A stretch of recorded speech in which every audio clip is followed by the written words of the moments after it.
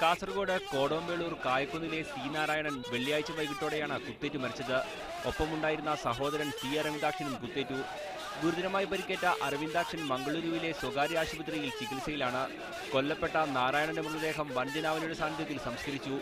Pariyaram medical കോളേജിൽ നിന്നും പോസ്റ്റ്മോർട്ടത്തിന് ശേഷം വിലാപയാത്രയായാണ് മൃതദേഹം കാലിച്ചാനടുക്കം കായക്കുന്നിലെത്തിച്ചത്.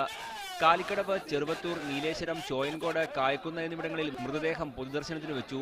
CPIM സംസ്ഥാന സെക്രട്ടേറിയറ്റ് അംഗം MV ഗോവിന്ദൻ മാസ്റ്റർ, കേന്ദ്ര കമ്മിറ്റി അംഗം P കരുണാകരൻ MP, ജില്ലാ സെക്രട്ടറി KP സതീഷ്ചന്ദ്രൻ തുടങ്ങി നിരവധി നേതാക്കളും അന്ത്യോപചാരം അർപ്പിക്കാനെത്തി.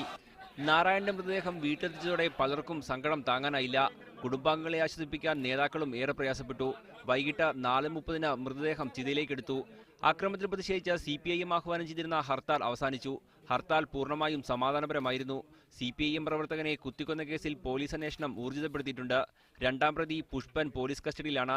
മറ്റു പ്രതികളും പോലീസ് വലയിലായിട്ടുണ്ടെന്നാണ് സൂചന. മീഡിയ 1 കാസർഗോഡ്.